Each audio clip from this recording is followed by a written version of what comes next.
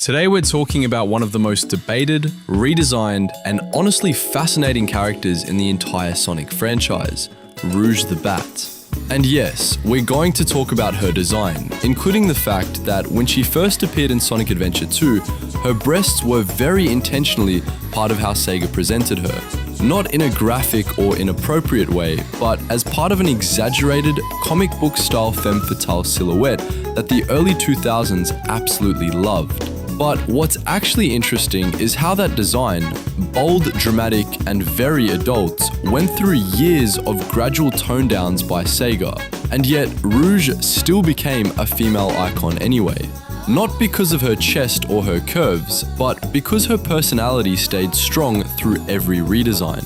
So let's break down exactly how that happened. Rouge's debut, 2001. When Rouge was introduced in 2001, Sega clearly wanted her to stand out. She wasn't designed like the rest of the Sonic cast.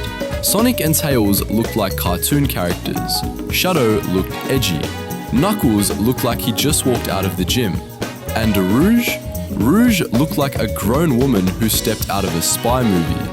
Her tight outfit, heels, makeup, confident posing, and yes, her large chest were deliberate choices meant to make her feel older, flirtier, and more dangerous. She wasn't meant to be cute like Amy or Cream.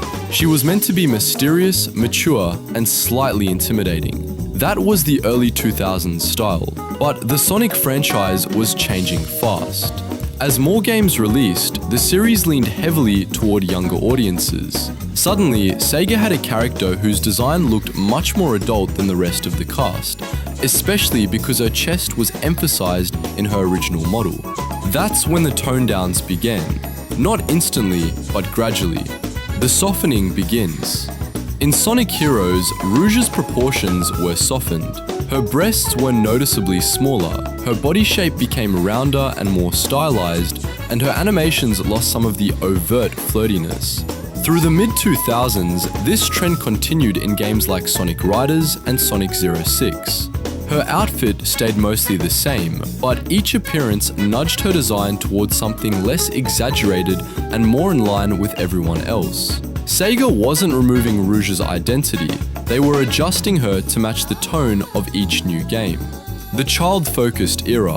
Then came the era when Sonic became even more kid-targeted.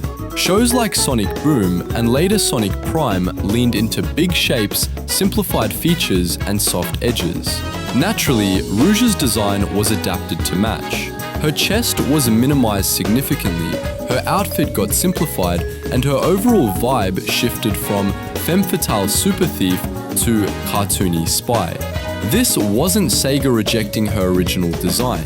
It was simply about consistency with the tone of the shows. And let's be real, the internet was doing a lot with early Rouge content, and companies tend to tone things down when that kind of attention gets out of hand. Why Rouge remains iconic? Here's the important part. Even with Sega reducing her curves and making her more family-friendly, Rouge still became a female icon. Why? Because Rouge was never defined by her body. She was defined by her confidence, her independence, her ambition, and her intelligence. She was one of the only Sonic characters who acted like a real adult. She had a job, she had goals, she had morals. Flexible ones, but still there. She flirted, but she was never dependent on anyone. She wasn't a love interest waiting for a hero to save her. Rouge was always the one in control. And for a lot of fans, especially women, that's what made her iconic. She proved that a character can be fully aware of her attractiveness while still being powerful, self-sufficient, clever, and layered. Even as Sega softened her appearance, that core personality remained untouched. That's why people still look at her and say, she's iconic. Her design changed, but her identity didn't. A legend that lasts. Rouge evolved from a bold, over-the-top early 2000s design into a more balanced, family-friendly version of herself. But through all of it, she stayed Rouge, confident, stylish, and completely unbothered. People don't remember her because of the size of her chest in Sonic Adventure 2.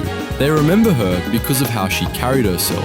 She was the first major female Sonic character who wasn't defined by cuteness, romance, or innocence. She was defined by capability and confidence. So yes, Sega toned her down. And yes, her design became more kid-friendly, but that didn't weaken her impact. If anything, it helped her become a character who could fit across multiple tones and audiences while keeping her personality intact. And honestly, that's the mark of a true icon. Thanks for watching.